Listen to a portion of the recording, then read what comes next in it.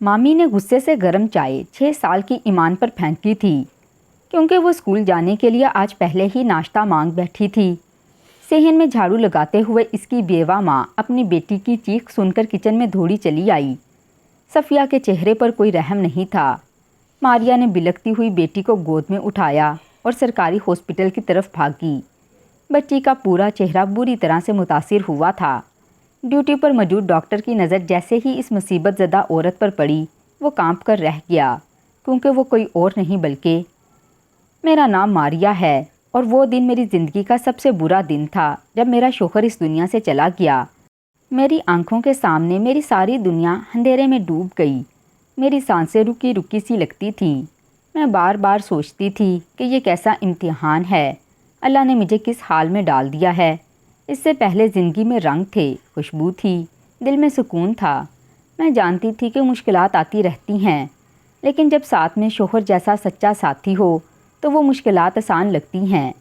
हम joint family में रहते थे, सब लोग एक ही छत के नीचे, लेकिन मोहब्बतें कम ही थीं। मुझे और मेरे शौहर को सबसे ज़्यादा ये सुनने को मिलता कि तुम्हारी पहली औलाद बेटी क्यों हुई। ख़ानदान वाले हमेशा यही ताना देते कि अगर बेटा होता तो तुम्हारी इज़्ज़त कुछ और होती। मैं इन तानों को दिल पे लेती तो मेरा शौहर मुझे तसल्ली देता। वो कहता, अल्लाह ने हमें बेटी दी है तो ये हमारी किस्मत का सबसे हसीन तोहफ़ा है। बेटी तो रहमत होती है। वो ये बात कर कर मुझे सहारा देता तो मेरा दिल मुतमईन हो जाता। लेकिन जब वो इस दुनिया से गया तो मैंने महसूस किया कि मेरा सहारा टूट गया। मैंने फ़ैसला किया, अब मैं किसी और से शादी नहीं करूँगी। मैं अपनी बच्ची के साथ इसी घर में रहूँगी, इसी जगह जहाँ मेरे शौहर की यादें मौजूद हैं। लेकिन हालात ने मेरा ये फ़ैसला तोड़ दिया। ससुराल वालों ने कहा, हम तुम्हारा और तुम्हारी बेटी का बोझ क्यों उठाएं? अगर तुमने बेटा पैदा किया होता तो हम सोच भी सकते थे, लेकिन अब तुम्हारी इस बच्ची को हम क्यों पालें? तुम चाहती हो कि हम इसको बड़ा करें, फिर इसकी शादी करें और इसका खर्चा भी उठाएं। ये हमसे नहीं होगा। इस घर में अब तुम्हारा और तुम्हारी बेटी का कोई हक नहीं। मैंने इनकी बातें सुनी तो दिल अंदर से चिकनाचूर हो गया। मुझे ऐसे लगा जैसे ज़मीन मेरे कदमों से निकल गई है। मैंने सोचा कि ये वही लोग हैं जिनके साथ मैंने सालों गुजारे थे, जिनके लिए मैंने अपना वक्त दिया, अपना प्यार दिया। लेकिन आज ये मुझे यूँ बेदखल कर रही हैं जैसे मैं कोई अजनबी हूँ। वो कहते हैं कि माँ बाप ना रहें तो औरत का मेका ख़त्म हो जाता है। मेरे लिए ये बात सच साबित हो गई। मेरे माँ बाप तो पहले ही इस दुनिया में नहीं थे। मेरी शादी के 2 साल के अंदर ही वो दोनों अल्लाह को प्यारे हो गए। बाबा पहले ही बहुत ज़्यादा बीमार थे और माँ इनके गम में जल्द ही चली गई। अब मेरे मेके का तो कोई वजूद ही ना रहा। मेरे पास सिर्फ़ एक भाई था, लेकिन भाई का घर भी मेरा सहारा नहीं था। वहाँ पर जो औरत ब्याह कर आई थी, यानी मेरी भाभी सफ़िया, वो कोई आम औरत नहीं थी। इसने मेरे भाई से दूसरी शादी की थी और अपने पहले शौहर और 3 बच्चों को छोड़कर आई थी। ऐसी औरत के दिल में किसी के लिए क्या रहम होता, क्या हमदर्दी होती। वो तो अपनी जगह बनाने के लिए हर वक्त मेरी बुराई ही करती रहती और हर वक्त यही दिखाती कि ये घर सिर्फ़ इसका है और बाकी सब पराया है। इसके मेरे भाई से भी बेटे हुए थे और इनके होते हुए मेरी बेटी की कोई वक़्त नहीं थी। मेरी बेटी इस वक्त 6 साल की थी, मासूम सी नन्ही सी, जो अपने बाप को याद करके रोती थी। वो कहती, अम्मी बाबा कहाँ गए? मैं इसके मासूम सवालों का क्या जवाब देती? मेरा दिल टूट जाता। मैं इसे अपने सीने से लगाकर बस यही कहती कि बाबा अल्लाह के पास चले गए हैं, वो हमें देख रहे हैं, वो हमें दुआएं दे रहे हैं। लेकिन वो समझने के काबिल ना थी। वो रोती और बस अपने बाबा को पुकारती। इसके आंसू मुझे अंदर से जला देते। जब ससुराल वालों ने साफ कह दिया कि अब इस घर में तुम्हारे लिए कोई जगह नहीं, तो मेरे पास कोई रास्ता ना बचा। मैं मजबूर हो गई। मुझे अपने भाई के घर जाना पड़ा। मैं जानती थी कि वहाँ मेरे लिए मुश्किलात होंगी, लेकिन मेरे पास कोई और सहारा नहीं था। ना कोई रिश्तेदार, ना कोई दोस्त, ना दर। बस भाई का घर ही बचा था। दिल में ये उम्मीद थी कि शायद भाई मुझे अपनी बहन समझकर मेरा साथ देगा, लेकिन हकीकत इसके बरक्स निकली। भाभी सफ़िया ने मेरे और मेरी बेटी के लिए दिल में कोई जगह ना बनाई। वो हर वक्त हमें ये जताती रहती कि ये घर इसका है, हम इस पर बोझ हैं। वो छोटी छोटी बातों पर तंज करती। कभी कहती कि तुम्हें तुम्हारे शौहर ने नहीं संभाला, वरना आज ये हाल ना होता। کبھی کہتی کہ اپنی بیٹی کو سنبھالو، کہیں میرے بیٹوں پر نظر نہ ڈالے۔ اس کے الفاظ خنجر کی طرح میرے دل میں اترتے۔ میں خاموشی سے سنتی رہتی، کیونکہ بولنے کا حق ہی کہاں تھا۔ میں تو بے سہارا عورت تھی۔ میرے بھائی کی مجبوری یہ تھی کہ وہ صفیہ کی ہر بات مانتا تھا۔ وہ اس کے سامنے کبھی کچھ نہ کہتا۔ وہ یہ بھی جانتا تھا کہ میں مشکل میں ہوں، لیکن وہ اپنی بیوی کو ناراض نہیں کرنا چاہتا تھا، اسی لیے میری بات سن کر بھی خاموش ہو جاتا۔ میرا دکھ یہ تھا، جس بھائی کے لیے میں نے اپنی خوشیاں قربان کیں، وہ آج میرے لیے ایک لفظ تک نہ بولا۔ وہ بس صفیہ کی بات مانتا رہا۔ مجھے یہ سب سہنا تھا، کیونکہ میرے پاس جانے کو کوئی اور جگہ نہ تھی۔ میں نے اپنی بیٹی کو دیکھا اور سوچا کہ میں اس کے لیے سب برداشت کر لوں گی۔ میں نے اپنے آنسو چھپائے، میں نے اپنی خوشیاں قربان کیں، لیکن میں نے فیصلہ کیا کہ میں اپنی بیٹی کو پڑھاؤں گی، اسے اس قابل بناؤں گی کہ وہ کسی کے رحم و کرم پر نہ رہے، وہ اپنے پیروں پر کھڑی ہو سکے۔ لیکن یہ سب خوابوں کی طرح لگتا تھا، کیونکہ حالات میرے خلاف تھے۔ ہر قدم پر رکاوٹ تھی، اور ہر رکاوٹ میرے صبر کا امتحان تھی۔ یہ تھا وہ لمحہ جب میری زندگی کا ایک نیا دور شروع ہوا، اور ایک ایسا دور جہاں نہ شوہر کا سہارا تھا، نہ ماں باپ کا پیار، نہ بھائی کا ساتھ تھا۔ بس میں تھی اور میری 6 سال کی بیٹی تھی، اور ایک لمبی کڑی آزمائش تھی جس کا سامنا مجھے اکیلے کرنا تھا۔ مجھے پتا تھا اس گھر میں اگر رہنا ہے تو مجھے اپنے وجود کا جواز خود ثابت کرنا ہوگا۔ میں جانتی تھی کہ میری بھابھی کا دل جیتنے کا واحد راستہ یہ ہے کہ میں پورے گھر کے کام کاج اپنے ہاتھ میں لے لوں۔ اسی لیے میں نے اپنی مرضی سے اے سے لے کر زیڈ تک سارے گھر کے کام اپنے ذمے لے لیے۔ صبح کا ناشتہ ہو، دوپہر کا کھانا ہو یا رات کا سالن ہو، سب کچھ میں ہی کرتی۔ برتن دھونا، کپڑے دھونا، کچن کی صفائی، صحن جھاڑنا، کمرے سنوارنا، بچوں کو سنبھالنا، حتیٰ کہ چھوٹے موٹے کام بھی میں ہی کرتی تھی۔ میرا دن گھر کے کاموں میں گزر جاتا، اور میری راتیں تھکن سے چور ہو کر بستر پر ڈھیر ہونے میں ختم ہوتیں۔ جب میں نے یہ سب کچھ سنبھال لیا تو رفتہ رفتہ میری بھابھی نے مجھے تھوڑی سی عزت دینا بھی شروع کر دی۔ وہ اب میرے ساتھ روز جھگڑا نہیں کرتی تھی، اور نہ ہی مجھے تانے دیتی تھی۔ وہ خوش تھی کہ اب اسے کوئی بھی کام نہیں کرنا پڑتا۔ سارا بوجھ میرے کندھوں پر تھا، اور وہ آرام سے اپنی مرضی کی زندگی گزار رہی تھی۔ جو دل کرتا وہی کرتی۔ میرے ہاتھوں کا کھانا اسے پسند آنے لگا۔ وہ خود دوسروں کے سامنے تعریف بھی کرنے لگی کہ ماریا کھانا بہت اچھا بناتی ہے۔ لیکن حقیقت یہ تھی کہ اس سب کے بیچ میرے پاس اپنی بیٹی کے لیے بالکل وقت نہیں بچتا تھا۔ میری بیٹی دن بدن بڑی ہو رہی تھی، لیکن میں اس کے ساتھ بیٹھ کر بات نہ کر پاتی، نہ اسے پیار کر پاتی، نہ اس کے ساتھ کھیل سکتی تھی، نہ اس کے دل کی بات سن پاتی۔ وہ اکثر چپ چاپ کونے میں بیٹھ کر اپنی گڑیا سے کھیلتی رہتی، یا پھر کھڑکی سے باہر دیکھتی رہتی۔ کبھی کبھی میرے پاس آ کر کہتی، امی میرے پاس بیٹھو، لیکن میں مجبور تھی۔ میں اسے کہتی، بیٹا ابھی بہت کام ہیں، بعد میں بیٹھوں گی، اور وہ معصوم سی آنکھوں سے میری طرف دیکھ کر خاموش ہو جاتی۔ میرا دل کٹ کر رہ جاتا، لیکن حالات ایسے تھے کہ میں بے بس تھی۔ بھائی نے میرے اوپر ایک احسان ضرور کیا۔ اس نے میری بیٹی کو اسکول میں داخل کروا دیا، چاہے وہ سرکاری اسکول ہی تھا، لیکن اس نے کہا پڑھائی سے ہی مستقبل بنتا ہے۔ یہ بات سن کر میرا دل مطمئن ہو گیا کہ چلو کم از کم وہ اسکول تو جا رہی ہے۔ صبح سویرے جب بچے اسکول کے لیے تیار ہوتے تو میں بھابھی کے بچوں کو بھی تیار کرتی، اور اپنی بیٹی کو بھی۔ فرق یہ تھا کہ ان کے کپڑے نئے اور صاف ستھرے ہوتے، ان کے جوتے چمکتے ہوتے، ان کے بیگ رنگ برنگے اور کتابیں نئی خوشبو دیتی ہوئی ہوتیں، اور میری بیٹی پرانے کپڑے پہنتی تھی جو کبھی انہی کے بچوں کے ہوتے۔ ان کے جوتے اکثر پیوند لگے ہوئے ہوتے، اس کا بیگ بھی پرانا ہوتا، اور کتابیں بھی کسی اور کی استعمال شدہ ہوتیں۔ میں جب یہ منظر دیکھتی تو دل دکھ سے بھر جاتا، لیکن میری بیٹی کے چہرے پر کبھی بھی کوئی شکوہ نہ ہوتا۔ وہ خوشی خوشی اسکول جاتی تھی۔ وہ پرانے بیگ کو بھی سینے سے لگا لیتی اور کہتی، امی دیکھیں میرا بیگ کتنا اچھا ہے۔ اس کے معصوم لفظ میرے آنسو چھپا دیتے۔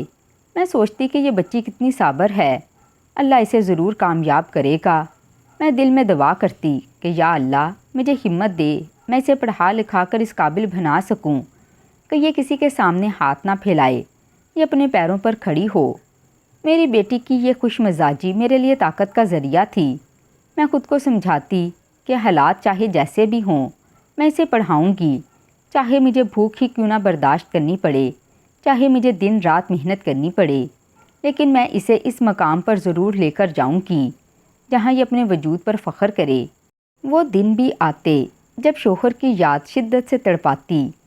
میں کام کے دوران کبھی رک کر سوچتی کہ اگر وہ زندہ ہوتا تو آج مجھے یہ دن نہ دیکھنا پڑتا۔ وہ میری بیٹی کو سب سے اچھے اسکول میں پڑھاتا، اس کے لیے نئی کتابیں لاتا، نئے کپڑے لاتا، لیکن پھر یہ خیال آتا کہ قسمت کے فیصلوں کے آگے انسان کیا کر سکتا ہے۔ اللہ نے یہی مقدر لکھا تھا اور مجھے اسے ہی جھیلنا تھا۔ بھابھی کی اپنی روٹین بالکل الگ تھی۔ وہ صبح دیر سے اٹھتی، لیکن اس کے لیے پہلے ہی ناشتہ تیار ہوتا۔ اس کی پسند کی ڈش، اس کی پسند کا جوس، ہر چیز اس کے سامنے رکھی ہوتی۔ وہ آرام سے ناشتہ کرتی اور پھر دوبارہ سو جاتی۔ اس دوران گھر کا ہر چھوٹا بڑا کام میرے سر پر ہوتا۔ وہ صرف حکم دیتی کہ آج کھانے میں یہ بنانا ہے، آج سالن کے ساتھ یہ چیز ہونی چاہیے، اور میں اس کے کہنے پر وہی سب بناتی۔ مجھے اپنے لیے کبھی کچھ بنانے کا خیال بھی نہ آتا، جو بچ جاتا وہی کھا لیتی۔ کپڑے دھونا، برتن مانجنا، جھاڑو پوچھا کرنا سب میری ذمہ داری تھی۔ کبھی کچن میں کھڑے کھڑے میرے پاؤں سوج جاتے، کبھی برتن دھوتے دھوتے ہاتھوں پر چھالے پڑ جاتے، لیکن میں خاموش رہتی۔ میں سوچتی چلو ٹھیک ہے، کم از کم مجھے اور میری بیٹی کو 2 وقت کی روٹی تو مل رہی ہے، اور چھت تو نصیب ہے۔ اس کے ساتھ ساتھ بیٹی کو تعلیم بھی مل رہی ہے۔ میرے لیے تو یہی سب سے بڑی نعمت تھی۔ میں خود کو یہی کہہ کر تسلی دیتی کہ یہ سب محنت ضائع نہیں جائے گی، یہ ایک دن میری بیٹی کے روشن مستقبل کی بنیاد بنے گی۔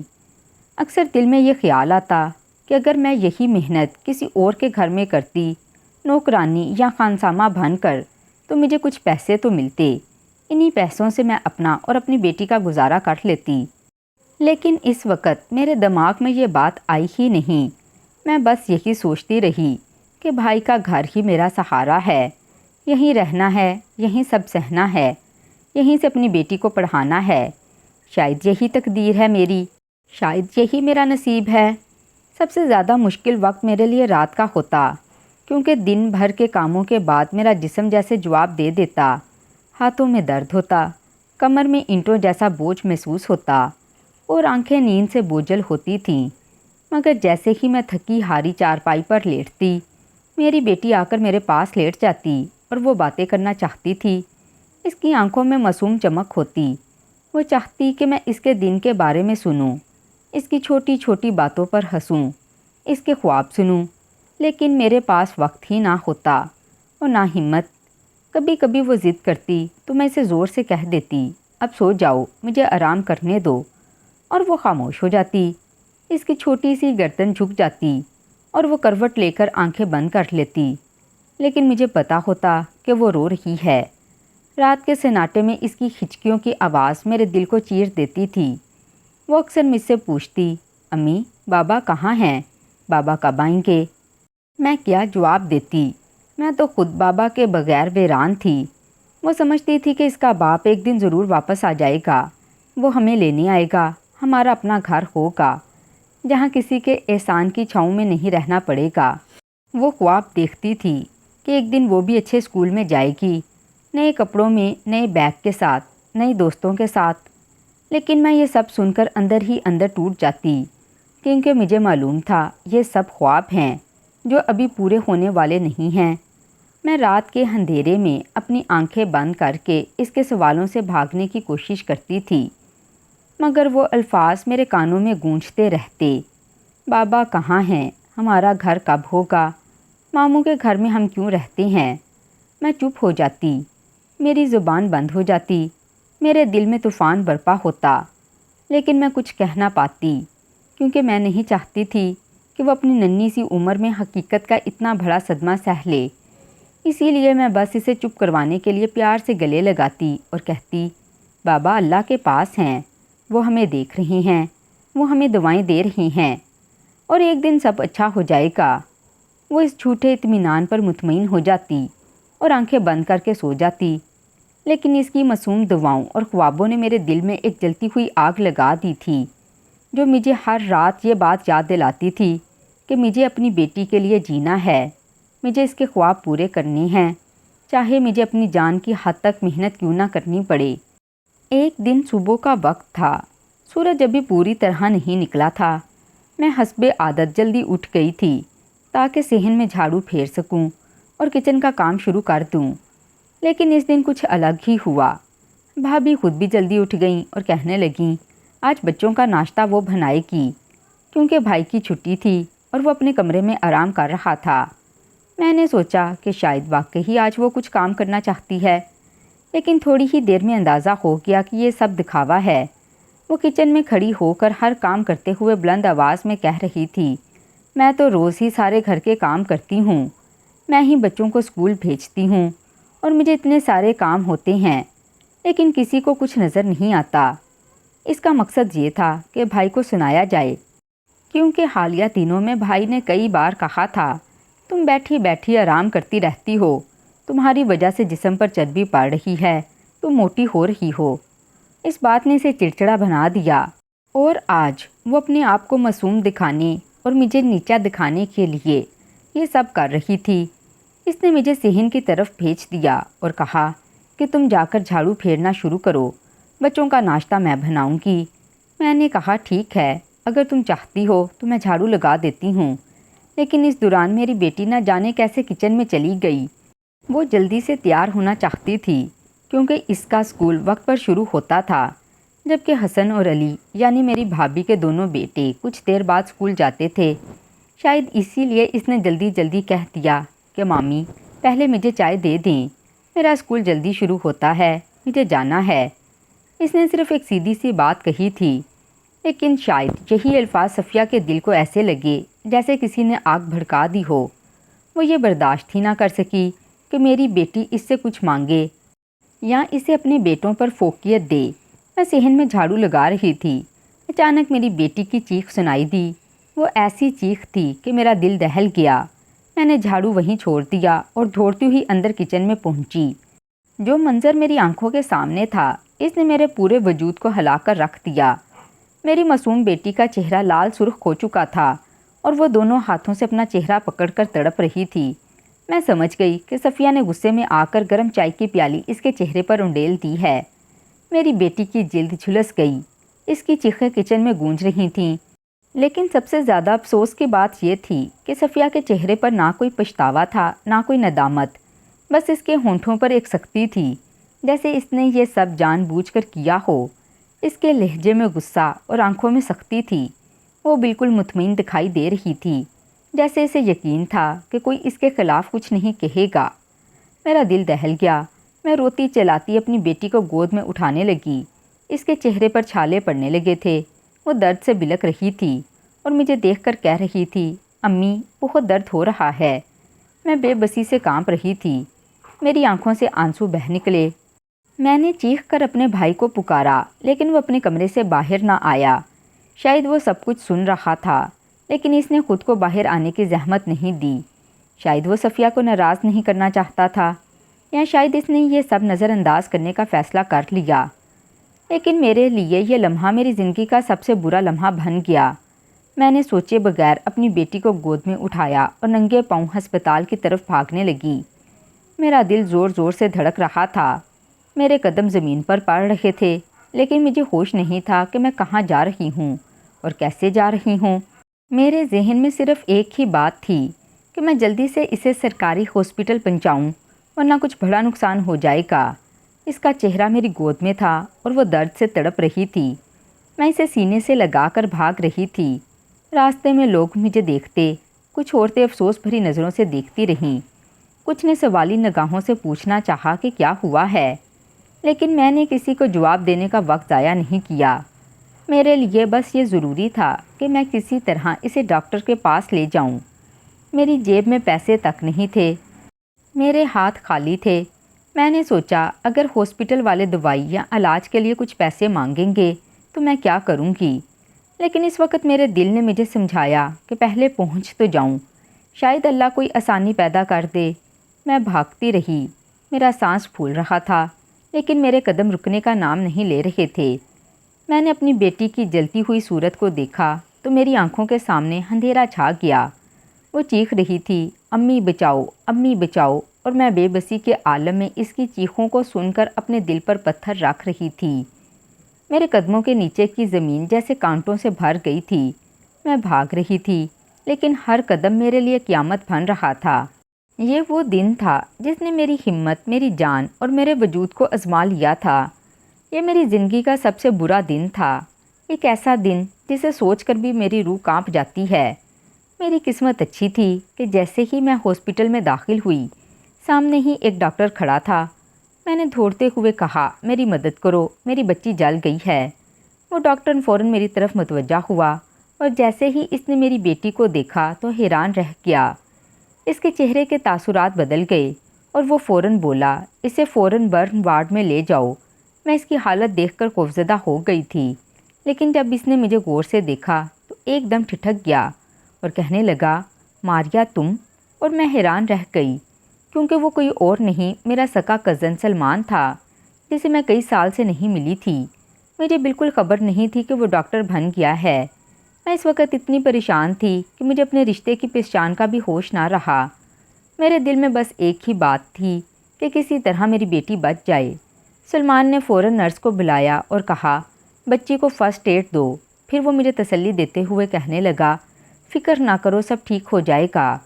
میں اس کے الفاظ سن کر تھوڑا مطمئن ہوئی۔ انہوں نے میری بیٹی کو دوائی دی اور اس کے چہرے پر مرہم رکھا تاکہ درد کم ہو جائے۔ کچھ ہی دیر بعد وہ مجھے وارڈ میں لے گیا اور دکھایا کہ وہ سو رہی ہے، اب وہ تکلیف میں نہیں۔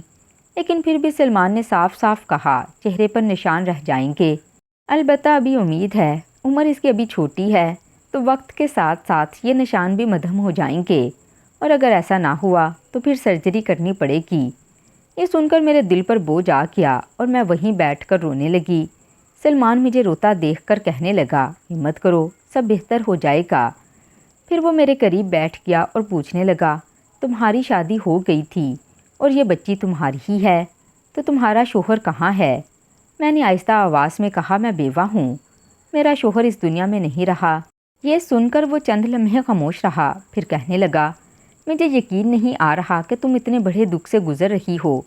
پھر میں نے اسے اپنا سارا حال سنایا کہ کیسے میں اپنے بھائی کے گھر رہ رہی ہوں اور یہ سب اس کی بیوی کی وجہ سے ہوا۔ سلمان چونکہ میرے بھائی کو اچھی طرح جانتا تھا، اسی لیے وہ سن کر حیران رہ گیا۔ اس نے کہا، وہ ایسا نکلے گا، یہ تو میں سوچ بھی نہیں سکتا۔ وہ تو سب کے سامنے بڑا نیک اور اسلامی بنتا ہے، ہر وقت دوسروں کو لیکچر دیتا پھرتا ہے کہ بہنوں کا حق رکھنا چاہیے، ان کا سہارا بننا چاہیے، لیکن حقیقت تو کچھ اور ہی نکلی۔ میں نے روتے ہوئے کہا، مجھے اب بھی اپنی بیٹی کے علاج اور پرورش کے لیے وہی گھر جانا پڑے گا۔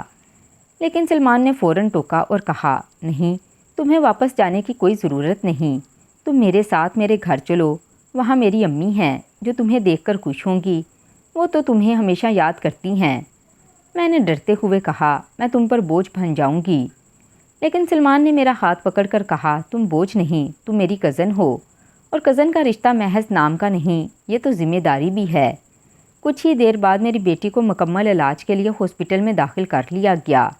3 دن تک وہ وہیں رہی اور ڈاکٹرز نے اس کی پٹی بدلی، اس کو دوا دی، اور سلمان ہر لمحہ ہمارے ساتھ کھڑا رہا۔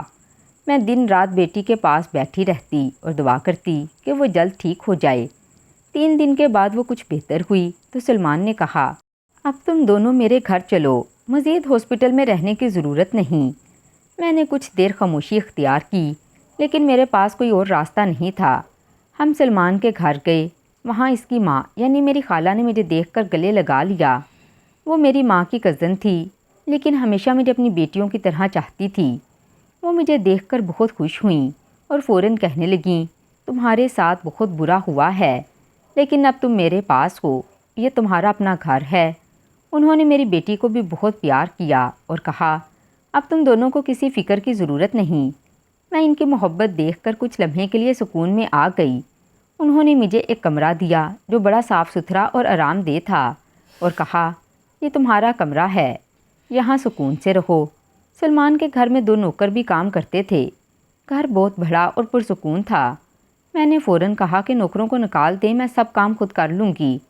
لیکن سلمان نے ہنس کر کہا، تمہیں کیا لگتا ہے تم یہاں نوکرانی بننے آئی ہو؟ میں نے کوئی احسان نہیں کیا، تم میری اپنی ہو اور اپنوں پر کوئی احسان نہیں کرتا، اور اپنی بیٹی کو تم بس سنبھالنا تمہارا یہی کام ہے۔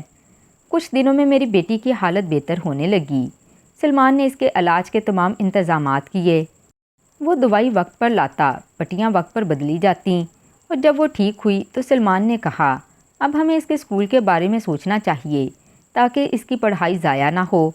میں نے ہچکچاتے ہوئے کہا وہ سرکاری اسکول میں جاتی ہے، لیکن وہاں کا ماحول اچھا نہیں اور وہاں اس کا بھی خیال نہیں رکھا جاتا۔ سلمان نے کہا وہ کوئی اسکول نہیں، ہم اسے ایک اچھے اسکول میں داخل کروائیں گے تاکہ یہ آگے جا کر اپنے خواب پورے کر سکے اور یہ کسی پر بوجھ نہ بنے۔ یہ بات سن کر میری آنکھوں میں آنسو آ گئے، کیونکہ یہی وہ خواہش تھی جو میں دل میں لے کر سالوں سے جی رہی تھی، لیکن حالات نے کبھی اجازت نہیں دی تھی۔ اور آج مجھے پہلی بار لگا شاید میری بیٹی کے لیے واقعی کوئی نیا دروازہ کھلنے والا ہے۔ کچھ دن بعد سلمان نے ایسی بات کر دی کہ میں حیران رہ گئی۔ اس نے ایک دن کھانے کے بعد خاموشی سے مجھے دیکھتے ہوئے کہا میں تم سے ایک بات کہنا چاہتا ہوں۔ میں نے سمجھا شاید بیٹی کے علاج یا گھر کے کسی معاملے پر بات ہوگی، مگر اس نے اچانک کہا میں تم سے شادی کرنا چاہتا ہوں۔ میں چاہتا ہوں کہ تم اور تمہاری بیٹی دونوں میری زندگی کا حصہ بن جاؤ اور سکون سے زندگی گزارو۔ میں اس کی بات سن کر ہکا بکا رہ گئی۔ میرے ہاتھ سے گلاس چھوٹتے چھوٹتے بچا، کیونکہ مجھے یقین نہیں آیا کہ اس نے ایسا کہا۔ میں نے اسے دیکھا اور کہا یہ تم کیا کہہ رہے ہو؟ تم کنوارے ہو اور میں ایک بیوہ ہوں جس کی ایک 6 سال کی چھوٹی بچی بھی ہے۔ لوگ کیا کہیں گے؟ خاندان والے کیا سوچیں گے؟ لیکن سلمان نے بڑے اعتماد سے جواب دیا مجھے کسی کی کوئی پرواہ نہیں، کیونکہ یہ فیصلہ میں نے دل سے کیا ہے۔ اس نے کہا میں نے جب سے ہوش سنبھالا میں تمہیں چاہتا تھا، لیکن تب میرے پاس کچھ نہیں تھا، میں خود کو سنوار رہا تھا۔ پھر تمہاری شادی ہو گئی اور میں خاموش رہا، لیکن اللہ نے تمہیں واپس میرے پاس بھیج دیا۔ یہ محض اتفاق نہیں، یہ تقدیر ہے جو تمہیں اور تمہاری بیٹی کو میری زندگی میں لے کر آئی ہے۔ میں نے کہا میں یہ شادی صرف اپنی بیٹی کے لیے کروں گی، میرے دل میں محبت نہیں۔ سلمان نے مسکرا کر کہا وہ میرا مسئلہ ہے، میں تمہیں خود سے محبت کرنا سکھا دوں گا، اور تم دیکھنا ایک دن یہ بیٹی ہی نہیں بلکہ تمہارا دل بھی مجھے اپنا مانے گا۔ یہ الفاظ سن کر میں رو پڑی۔ میری آنکھوں کے سامنے وہ تمام لمحے گھوم گئے جب میں نے ذلت برداشت کی تھی، جب مجھے بھائی اور بھابھی کے طعنے سننے پڑے تھے، جب میری بیٹی روتی تھی کہ بابا کہاں ہے، اور آج ایک شخص تھا جو میرا ماضی نہیں دیکھ رہا تھا بلکہ میرا حال اور مستقبل سنوارنے کے لیے تیار تھا۔ میں نے کہا ٹھیک ہے، اگر تمہیں کوئی اعتراض نہیں تو میں راضی ہوں، اور پھر ہم نے نکاح کر لیا۔ نکاح کا دن بہت سادہ سا تھا، ہاں کوئی دھوم دھام، بس چند لوگ اور 2 گواہ تھے، لیکن میرے لیے وہ دن زندگی کا سب سے قیمتی دن بن گیا۔ جب قاضی نے ہمیں میاں بیوی قرار دیا تو مجھے لگا جیسے میرے سر سے صدیوں کا بوجھ اتر گیا ہو۔ میری بیٹی خوشی سے سلمان کے پاس دوڑ کر گئی اور پہلی بار اس نے اسے بابا کہا۔ وہ منظر دیکھ کر میری آنکھوں سے آنسو نکل گئے۔ سلمان کی آنکھوں میں بھی نمی تھی۔ جب یہ خبر بھائی اور بھابھی تک پہنچی تو بھابھی نے تانا دیا، واہ یہ تو کمال ہوا، کل تک جو ہمارے گھر میں رہ کر ہمیں تانے سناتی تھی آج ڈاکٹر کی بیوی بن گئی۔ سلمان نے ان کی طرف دیکھا اور کہا یہ اب میری بیوی ہے، میرا فخر ہے، اور یہ بیٹی اب میری بیٹی ہے۔ اگر تمہیں یہ بات ہضم نہیں ہو رہی تو نہ ہو، لیکن آئندہ تمہاری زبان سے اس کے لیے کوئی غلط لفظ نہیں نکلنا چاہیے۔ میرے بھائی نے نظریں جھکا لیں، کیونکہ وہ جانتا تھا سلمان کے آگے کچھ کہنے کی ہمت نہیں تھی اس میں۔ اس دن کے بعد میری زندگی بدل گئی۔ صبح ہوتی تو میں نئے جذبے کے ساتھ اٹھتی۔ اب مجھے خوف محسوس نہیں ہوتا تھا بلکہ اطمینان تھا۔ میری بیٹی بھی اسکول جانے لگی اور سلمان ہر شام اسے لے جاتا، اسے کندھوں پر بٹھاتا، ہنستا کھیلتا گھر لاتا۔ یہ سب دیکھ کر میرا دل بھر آتا اور میں سوچتی کہ عورت کا نصیب ایک لمحے میں بدل سکتا ہے، اور نصیب صرف وہ مرد بدل سکتا ہے جو سچا مرد ہو، جو عورت کو سہارا دے اور جو اس کی عزت کو اپنی عزت سمجھے۔ یہ سب سلمان نے کر دکھایا۔ میری زندگی کا وہ باب جسے میں ہمیشہ اندھیروں سے جوڑتی تھی اب روشنی میں بدل گیا، اور میں نے پہلی بار دل سے شکریہ ادا کیا۔ اللہ نے میرے لیے یہ راستہ کھولا۔ تو ناظرین، ہماری آج کی یہ کہانی آپ کو کیسی لگی؟ کمنٹ باکس میں لازمی بتائیے گا، اور مزید اس طرح کی سبق آموز کہانیاں سننے کے لیے ہماری ویڈیو کو لائک کریں، شیئر کریں اور ہمارے چینل کو سبسکرائب کریں۔ شکریہ۔